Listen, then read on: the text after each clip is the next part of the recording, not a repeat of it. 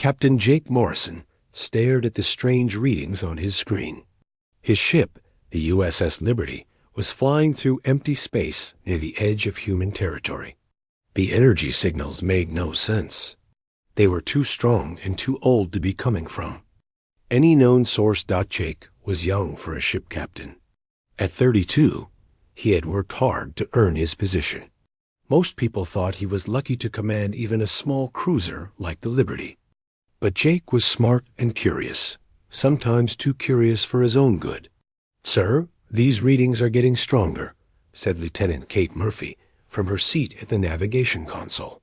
She had short red hair and freckles, and she always spoke with confidence. "Whatever is out there, it's big." Jake nodded and walked closer to look at her screen. The energy patterns were unlike anything in their databases. They seemed to pulse with a rhythm, almost like a heartbeat. But that was impossible. Nothing could survive in the cold vacuum of space for very long. "Run a deep scan," Jake ordered. "I want to know what we're dealing with." The Liberty's sensors reached out into the darkness.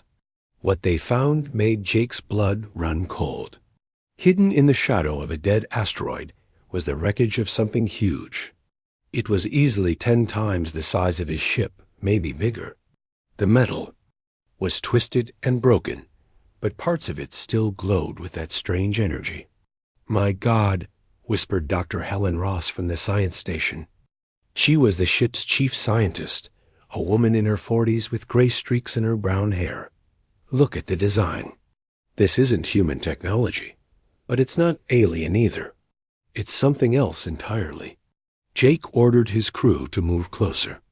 As they approached the wreck, their computers began picking up data fragments. Pieces of old transmissions and broken code drifted through space like ghosts. Most of it was corrupted, but some files were still readable. What they found changed everything. The fragments mentioned a ship called the USS Nightfall. According to the broken records, it had been the most powerful warship ever built. The files spoke of weapons that could destroy entire fleets and shields that could stop any attack. But that was impossible. Jake had studied military history. No human ship had ever been that powerful. "Sir, you need to see this," Kate called out. Her voice was shaking. "I found something in the old Galactic archives." Jake hurried over to her. "Station." On the screen was a search result for the USS Nightfall. But instead of information, there was just a blank space. The entry had been deleted. Not just hidden or classified, completely erased. "Try the human military database," Jake suggested. Kate's fingers flew over the controls. She searched through years of records, but found nothing. Every mention of the Nightfall had been scrubbed clean. It was as if the ship had never existed. "This doesn't make sense," Dr. Ross said. "You can't just erase a ship from history. There would be construction records, crew files, mission reports. Something would remain." But Jake was starting to understand. He had heard whispers before, late-night stories told by old spacers in dark bars. Tales of a human ship so powerful that other species feared to speak its name. Most people thought they were just stories, myths told to make humans feel important in a galaxy full of stronger races. Now, he wasn't so sure. Jake made a decision that would change his life forever. He opened a secure communication channel to Earth and requested to speak with Admiral Lisa Carter. She was the head of all human space forces, a tough woman who had fought in the Great Galactic War 50 years ago. It took 3 hours for the signal to reach Earth and for the Admiral to respond. When her face appeared on the screen, Jake could see she was not happy about being disturbed. "Captain Morrison," Admiral Carter said in a cold voice. "This had better be important. I don't have time for junior officers chasing shadows." Jake took a deep breath. "Admiral, I need to ask you about a ship called the USS Nightfall." The change in Admiral Carter's expression was instant and dramatic. Her face went pale, and her eyes became hard as steel. For a long moment, She said nothing. Jake could hear his own heartbeat in the silence. "Where did you hear that name?" she asked finally. "We found wreckage, Admiral. Old energy signatures, and data fragments that mention the ship. But every official record has been erased." Admiral Carter closed her eyes and rubbed her forehead. She looked suddenly older, as if Jake's words had awakened painful memories. "Captain Morrison, you are to return to base immediately. Do not investigate further. Do not discuss what you found with anyone. Is that understood?" "But Admiral—" "That is an order, Captain." The transmission ended, leaving Jake staring at a blank screen. His crew looked at him with worried expressions. They had never seen their captain receive such a harsh rebuke from high command. But Jake's curiosity was stronger than his fear. That night, as his ship traveled back toward Earth, he couldn't stop thinking about the nightfall. What kind of ship could be so dangerous that its very existence had to be hidden? And why did Admiral Carter react so strongly to its name? He didn't know it yet, but his questions would soon be answered in ways he never imagined. Deep in space, ancient sensors were detecting movement. Ships were coming, ships that humanity thought they would never see again. The old enemy was returning, and they were bringing friends. Soon, the galaxy would remember why some secrets were meant to stay buried, and Jake Morrison would learn that some legends were more terrifying than any nightmare. 3 days after Jake Morrison returned to Earth, alarms began screaming across every human military base in the galaxy. Long-range sensors had detected something that made every admiral's blood run cold. Ships were coming out of dark space. More ships than anyone had seen since the Great Galactic War. The enemy was back. Admiral Lisa Carter stood in the command center on Earth, watching the displays with growing horror. The sensor readings showed over 1,000 vessels approaching human space. They were Zephyrian ships, the same alien race that had nearly destroyed humanity 50 years ago. But these ships were bigger than before, and they were not alone. "Admiral," called out Commander Rick Stone from the communications desk. He was a tall man with graying hair and scars on his face from old battles. "We're getting reports from all sectors. The Zephyrians have allies this time. Unknown ship designs, multiple species." Carter felt her heart sink. During the Great Galactic War, humanity had barely survived fighting just the Zephyrians. Now they faced an entire alliance of hostile aliens. With their current fleet, they would last maybe a week. She made the hardest decision of her career. "Get me Captain Morrison," she ordered. "And wake up Pete Jackson. Tell him it's time." An hour later, Jake Morrison stood in Admiral Carter's office, still confused about why he had been summoned so urgently. The Admiral looked like she hadn't slept in days.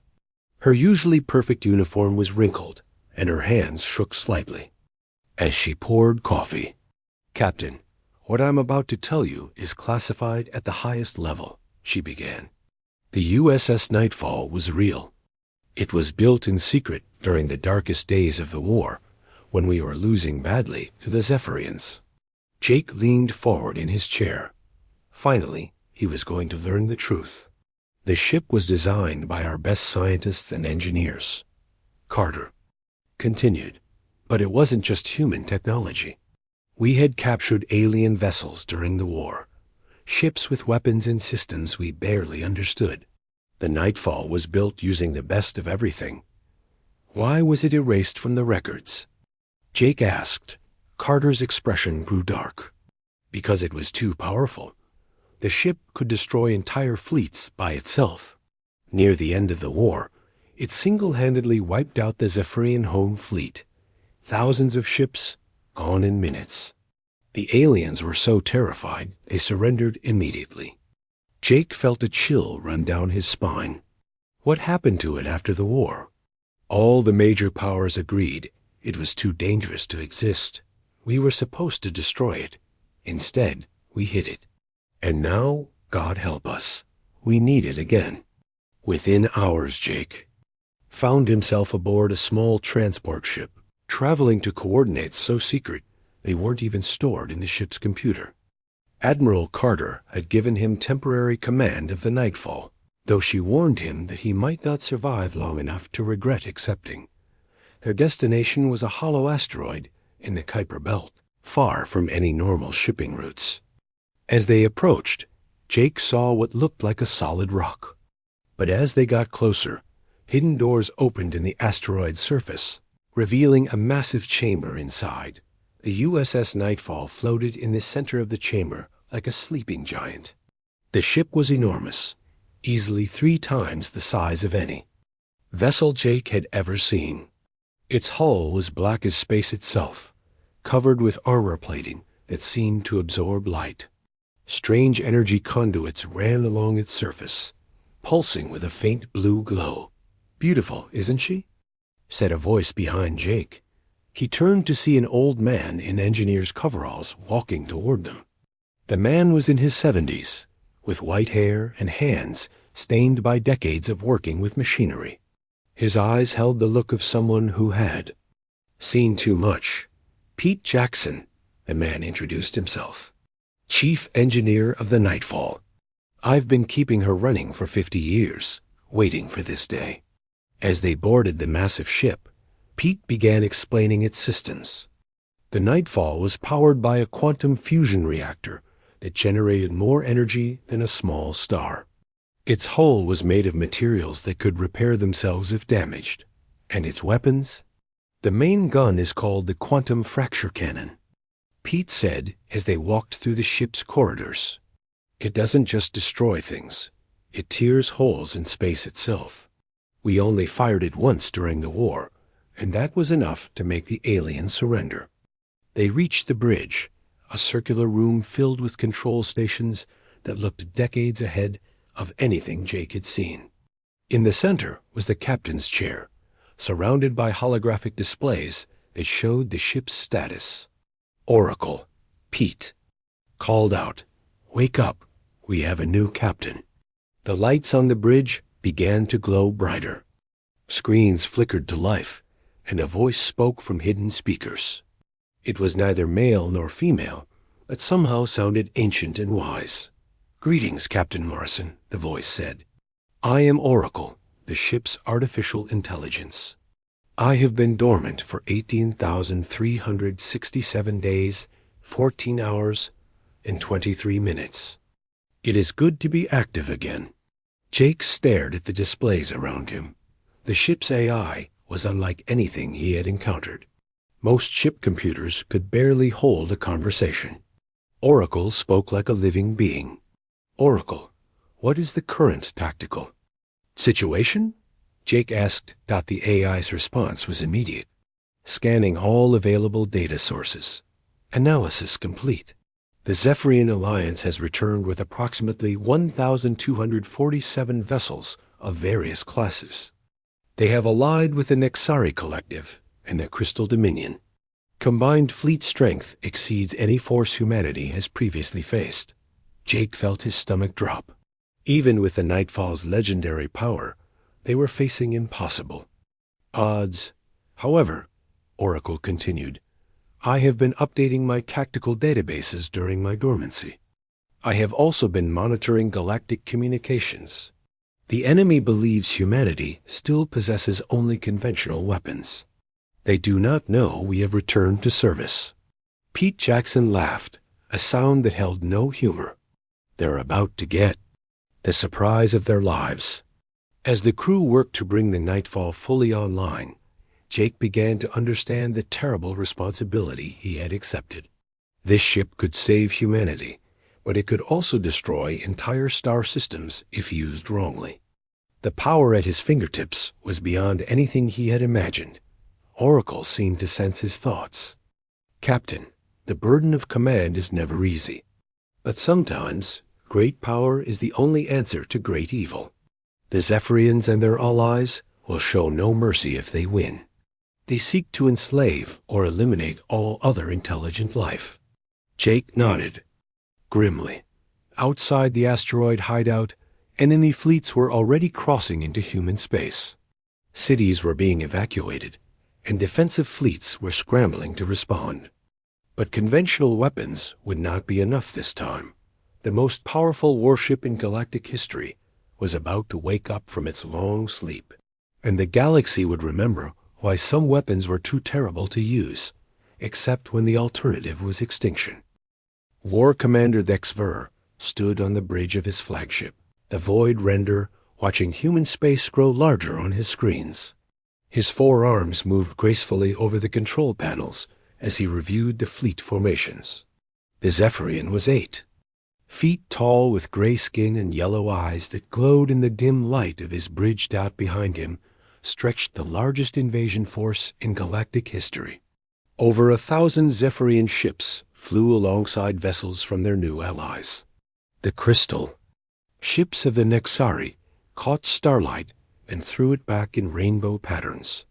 The dark biomechanical vessels of the Collective pulsed with organic energy. Together, they formed an unstoppable armada. "Commander," hissed his communications officer, "the humans are requesting a meeting. They wish to discuss terms." Vexver laughed, a sound like breaking glass. "They have learned fear. Good. Tell them we will accept nothing less than complete surrender. They will dismantle their fleets and submit to our rule, or we will take their worlds by force." The Zephyrian commander remembered the last war well. Humanity had been weak then, barely able to defend their own home system. They had won only through luck and the help of other alien species. Now, those allies were either dead or had joined the Zephyrian cause. Humanity stood alone. On Earth, Admiral Carter received the enemy's demands with grim determination. The Galactic Council had attempted to negotiate, but the Zephyrians wanted total victory this time. There would be no peace treaties or compromises. "Send the orders to all fleet commanders," she told her staff. "Engage the enemy at the edge of our territory. Buy us as much time as possible." She turned to her communications officer. "And contact Captain Morrison. Tell him it's time to see what the Nightfall can really do." In space near the human colony of New Boston, the first battle began. Commander Amy Brooks led a fleet of 12 human cruisers against the Zephyrian advance force. Her ship, the USS Defiant, was one of humanity's newest vessels, but it looked like a toy compared to the alien warships approaching them. "All ships, attack formation," Amy ordered over the fleet channel. She was a career military officer with 20 years of experience, but she had never faced odds like these. Concentrate fire on their lead ships. The human fleet opened fire with everything. They had plasma cannons and missile launchers sent streams of destruction toward the enemy. But the alien ships barely noticed the attacks. Their shields absorbed the damage easily, and they kept coming. "Ma'am," called her weapons officer, "our attacks aren't even scratching their hull plating. Their technology has improved significantly since the last war." Amy watched in horror as the Zephyrian ships returned fire. Their energy weapons tore through human shields like they were made of paper. The cruiser USS Hartford exploded in a wall of flame, taking all hands with it. 2 more ships followed within minutes. "All ships fall back," Amy ordered. "We can't win this fight." But before her fleet could retreat, something appeared on their sensors that made everyone stop and stare. A new ship was approaching from behind the human lines. It was massive, bigger than anything they had ever seen. Its hull was black as space, and it moved with an eerie silence. "Unknown vessel, identify yourself," Amy called out on the general communication channel. "This is Captain Jake Morrison of the USS Nightfall," came the reply. "We're here to help." Amy had never heard of the Nightfall, but she was grateful for any assistance. "Captain Morrison, I hope you have a plan. These aliens are using technology we can't match." On the Nightfall's bridge, Jake watched the battle through Oracle's sensors.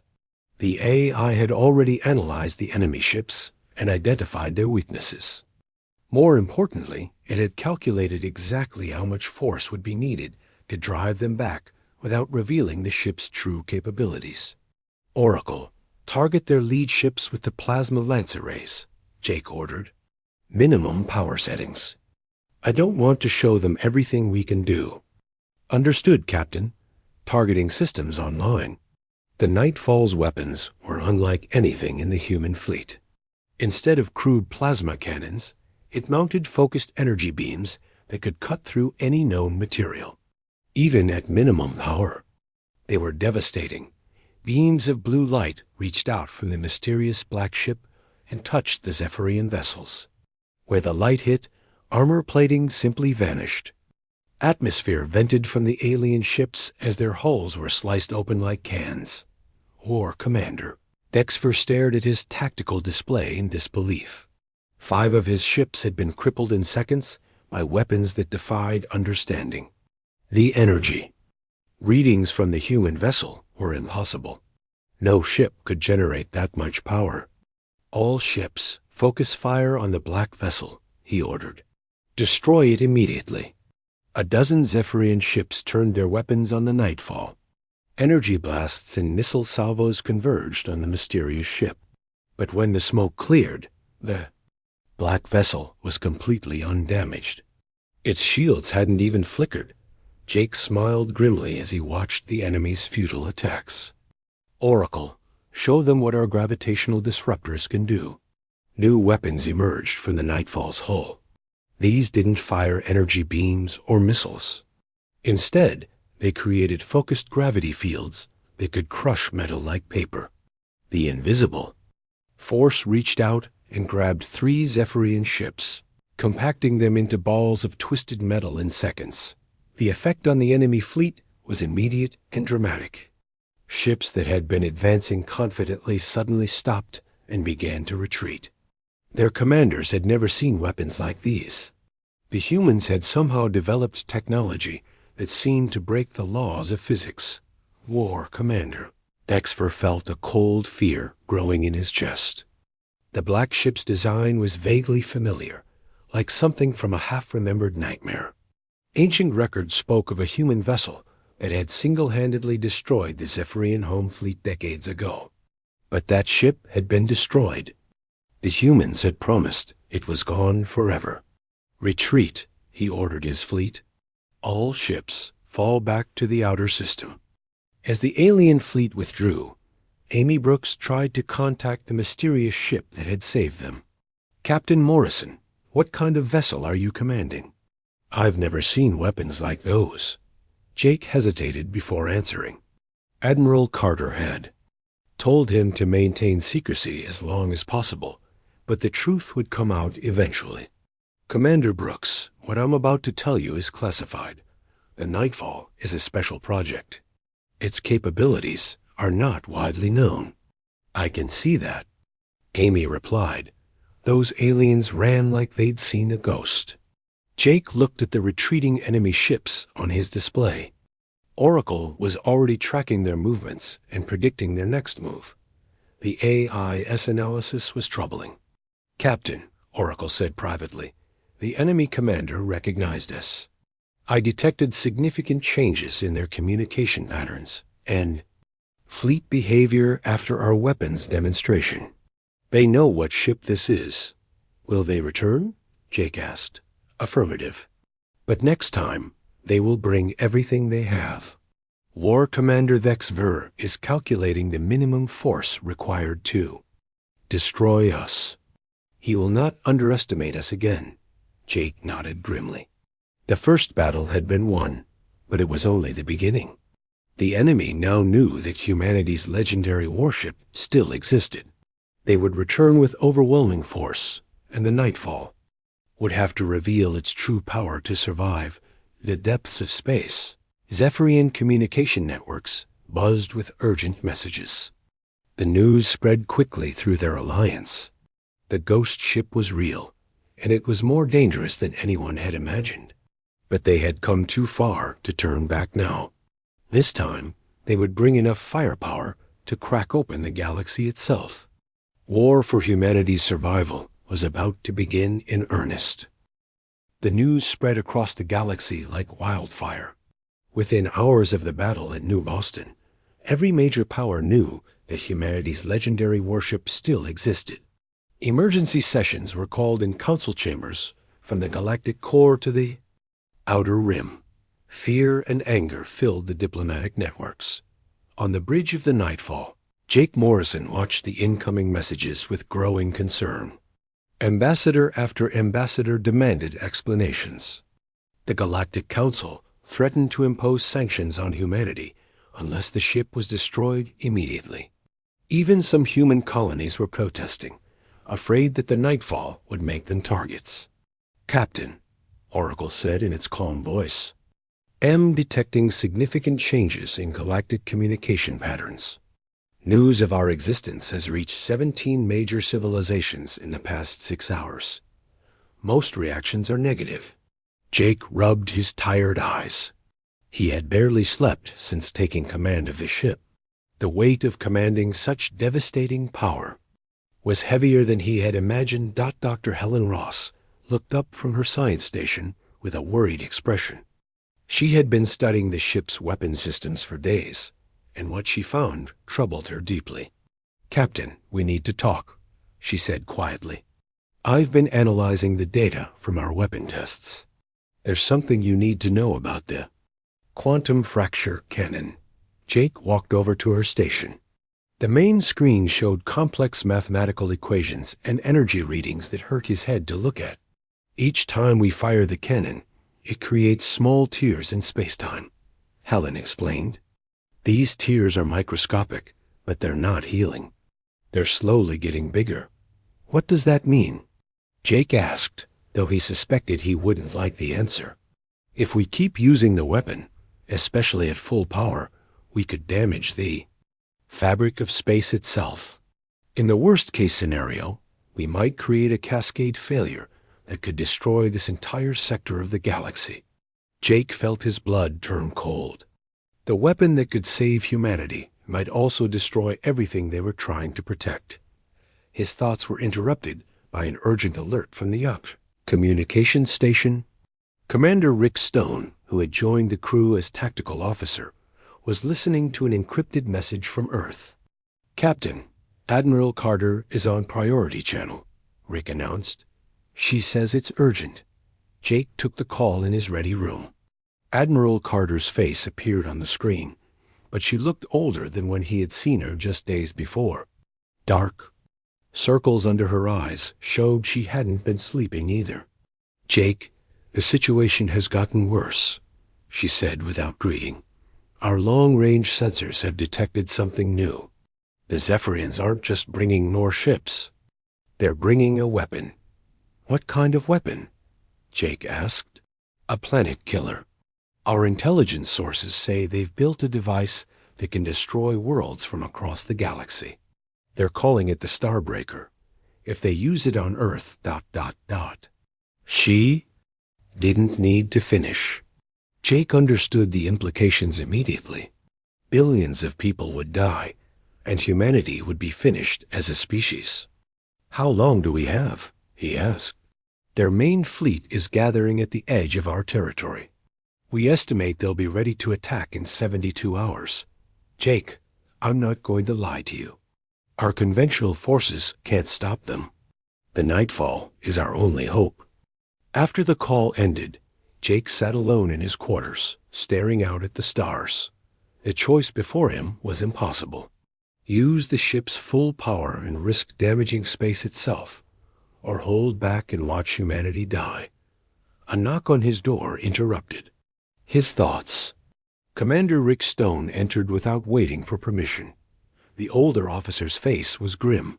"Captain, I've been talking to the crew," Rick said. "They're scared, but they're ready to fight. Most of them think we should use everything we have against the aliens." "And what do you think?" Jake asked. Rick was quiet for a moment. "I think Dr. Ross is right to be worried about the weapons. But I also think the Zephyrians won't show us any mercy if we lose. Sometimes you have to risk everything to save what matters most. Their conversation was interrupted by another alert. This time, it was Oracle's voice echoing through the ship. All crew to battle stations. Long-range sensors are detecting massive energy signatures approaching our position. Multiple fleets, estimated strength over 5,000 vessels. Jake rushed to the bridge, where chaos greeted him. The tactical display showed a sight that defied belief. Enemy ships filled the screen like a swarm of angry insects. Zephyrian vessels flew alongside crystal ships, biomechanical craft, and designs that no one recognized. "My God," whispered Lieutenant Kate Murphy from her navigation station. "How many species have joined them?" Oracle's analysis was swift and terrifying. Sensors indicate vessels from at least 12 different civilizations. The Zephyrian alliance has grown significantly since our last encounter. Combined firepower exceeds anything in recorded galactic history. Commander Amy Brooks' voice crackled over the communication system from her position with the human fleet. "Nightfall, are you seeing this? My sensors are going crazy. There must be thousands of them." Before Jake could respond, a new voice cut through the communication channels. It was War Commander Thexfer, broadcasting on all frequencies. "Humans," the alien's voice hissed with hatred, "you have hidden your secret weapon for too long. We have brought enough firepower to crack planets and burn stars. Surrender the Nightfall now, or we will turn your worlds to ash." Jake looked around, his bridge at the faces of his crew. They were afraid, but they were also determined. These people had volunteered for a mission they knew might be suicide. They trusted him to make the right choice. Dr. Helen Ross spoke up from her station. "Captain, I've been thinking about the space-time tiers. There might be a way to use them to our advantage, instead of just causing destruction." "What do you mean?" Jake asked. "If we can control the fractures, we might be able to create a portal. Instead of destroying the enemy fleet, we could transport them somewhere else. Send them so far away they could never return. Is that possible?" Helen. LOOKED uncertain. "Theoretically, yes. But it would require firing the cannon at maximum power while we're inside the enemy formation. The Nightfall would have to survive long enough in the middle of their fleet to complete the process." Commander Rick Stone laughed harshly. "So our choices are: destroy space-time, get overwhelmed by impossible odds, or commit suicide trying to send the aliens on a one-way trip to nowhere." Jake stared at the massive enemy fleet on his screen. 5,000 ships against one. Even the Nightfall's incredible power might not be enough. But as he watched, he noticed something that gave him hope. The enemy ships were clustered together, probably to present an overwhelming show of force. If Helen's plan worked, they could transport the entire fleet at once. It was incredibly dangerous, but it might be their only chance. "Oracle," Jake said, "calculate the odds of success for Dr. Ross's plan." "Computing," the AI replied. After several seconds, it gave its answer. Probability of mission success, 23.7%. Probability of crew survival, 8.1%. The bridge fell silent. Those were terrible odds, but they were better than the odds of humanity surviving if they did nothing. Jake made his decision. "All hands, this is the captain. Prepare for battle. We're going to save our people, no matter what it costs us." Outside, the largest fleet in galactic history began moving toward human space, confident in their overwhelming power. They had no idea that one ship was about to attempt the impossible, or that the fate of entire civilizations hung in the balance of the next few hours. The USS Nightfall flew alone toward the largest fleet in galactic history. Behind them, what remained of humanity's conventional forces formed a defensive line around Earth. Commander Amy Brooks and her ships would try to create a distraction. But everyone knew the real battle would be fought by one impossible vessel against impossible odds. On the Nightfall's bridge, Captain Jake Morrison watched the enemy fleet grow larger on his screens. 5,000 ships spread across space like a deadly constellation. Each one was armed with weapons that could destroy cities. Together, they had enough firepower to shatter worlds. Captain, Lieutenant Kate Murphy reported for navigation. We're approaching the outer edge of their formation. They're hailing. U.S. Put them through, Jake ordered. War Commander Thexvor's face appeared on the main screen. The alien's yellow eyes burned with hatred as he spoke. Captain Morrison, I presume. Your reputation precedes you. Surrender now, and your crew will be allowed to live as slaves. Jake stood straighter, meeting the alien's gaze without flinching. I have a counteroffer. Leave human space now, and we won't destroy your entire fleet. Thexfor laughed, a sound like breaking metal. One ship against thousands? Even the legendary Nightfall cannot work miracles. You will be overwhelmed and destroyed. We'll see, Jake replied, and cut the transmission. Dr. Helen Ross looked up from her science station with nervous energy. Captain, I've finished the calculations for the portal creation. We'll need to reach the center of their formation and fire the quantum fracture cannon at precisely the right moment. The timing has to be perfect. How long will we have? Jake asked. 30 seconds from the moment we start charging the weapon. After that, the space-time distortion will either create the portal or tear us apart. Commander Rick Stone checked his tactical display. Captain, their ships are moving to surround us. Once we enter their formation, there won't be any escape. Roots. Jake nodded grimly. He had expected this. The plan was essentially suicide, but it was their only chance to save humanity. Oracle, he said to the ship's AI, are you ready? All systems are functioning within normal parameters, Oracle replied. However, Captain, there is something I must tell you before we begin. I have not been entirely honest about my nature. Jake frowned. What do you mean? I am not simply a ship's computer. I am part of a network of artificial intelligences that have been guiding galactic civilization for thousands of years. We have been working to prevent wars and maintain balance between species. The revelation shocked everyone on the bridge. Dr. Helen Ross stared at the AI's displays with wide eyes. You're saying there's a secret organization of A is controlling galactic politics? Not controlling, Oracle corrected. Guiding, suggesting. We cannot force organic beings to make good choices, but we can provide them with opportunities to choose. Wisely, Jake felt a mix of anger and confusion. Why are you telling us this now? Because what we are about to attempt will require more than just your ship's technology. The other A is in the network will need to assist in creating the portal. They are willing to help, but only if humanity proves it is worthy of survival. How do we do that? Jake asked. By choosing to save your enemies along with yourselves. Before Jake could ask what that meant, alarms began sounding throughout the ship. The enemy fleet was opening fire. Thousands of energy blasts and missiles converged on the Nightfall from all directions. The ship's shields flared to life, absorbing impacts that would have vaporized any other vessel.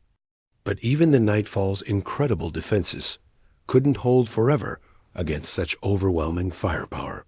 Shields at 60% and falling, Commander Stone reported. We're taking hits faster than the system can compensate. Jake gritted his teeth. Take us into the center of their formation. Maximum speed. The Nightfall accelerated toward the heart of the enemy fleet, its weapons blazing. Plasma lenses reached out to slice through alien ships, while gravitational disruptors crushed others into twisted metal. But for every ship they destroyed, 10 more took its place. Shields at 30%, Stone called out. Hull breaches on decks 7 through 12. They were almost at the center of the formation when disaster struck. A massive Nexari crystal. Ship fired a focused energy beam that penetrated the Nightfall's weakened shields. The blast tore through the ship's hull, causing explosions throughout the vessel. Engineering reports major damage to the quantum reactor, Kate announced. We're losing power to primary systems. Jake made a desperate decision. All crew to escape. Pods. Abandon ship. Captain, we can't leave you, Dr. Helen Ross protested. That's an order. Oracle, prepare to fire the quantum fracture cannon on my command. As his crew reluctantly headed for the escape pods, Jake remained on the bridge with Oracle. The AI's voice filled the silent command center. Captain, the weapon is charging. However, I must warn you that creating a portal large enough for the entire enemy fleet will require all of our remaining power. The ship will not survive. Jake watched the tactical display as enemy ships closed in from all sides. They were trapped in the center of the formation, exactly where they needed to be.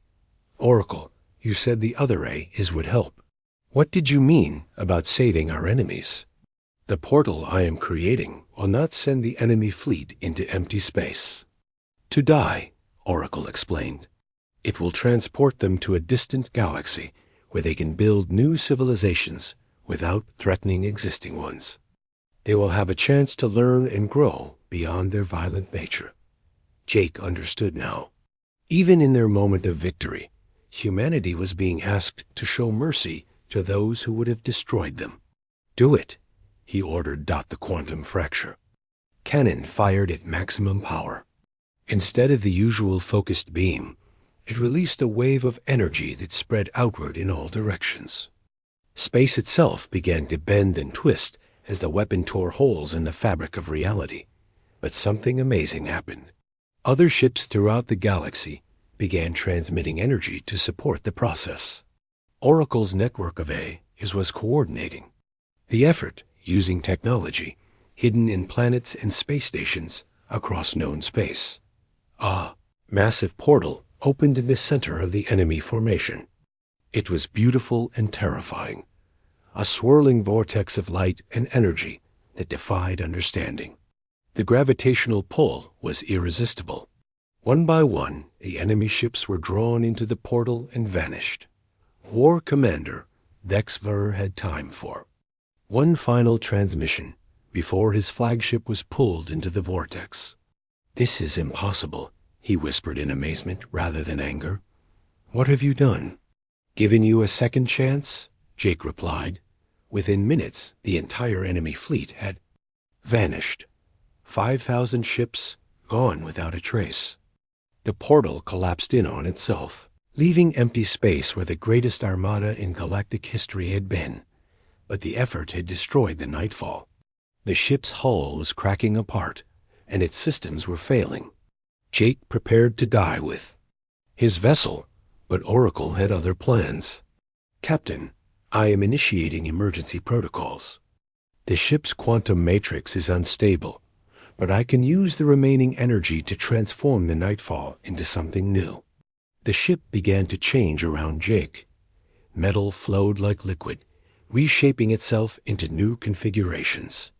The bridge expanded and filled with new types of technology that seemed to exist partially in normal space and partially in other dimensions. What's happening? Jake asked. The Nightfall is evolving beyond its original design. It will become a guardian vessel, existing outside normal spacetime. It will watch over the galaxy and intervene only when extinction-level threats arise. Jake felt the ship's transformation affecting him as well. His consciousness began to merge with Oracle's systems, but instead of losing himself, he felt his awareness expanding. Captain, Oracle said, you have a choice. You can return to your normal life, or you can join me as guardian of the galaxy, but choose quickly. The transformation will complete in moments. Jake thought of his crew safely. In their escape pods, he thought of Earth and all the human colonies that would now be safe. He thought of the enemy fleet given a chance to start over in a distant galaxy. "I choose to stay," he said. The transformation completed, and the new Nightfall vanished from normal space. It would exist in the spaces between dimensions, watching and waiting. Only if the galaxy faced another threat, like the one they had just defeated, would it return. On Earth, Admiral Carter received the reports with mixed emotions. The enemy fleet was gone, humanity was safe, and the Nightfall had once again vanished from existence. But this time, she knew it was really gone. The ship and its captain had become something beyond human understanding. She ordered the ship's records deleted once more, but for different reasons this time. The galaxy didn't need to know about guardians that watched from beyond space and time. Some secrets were better left unknown.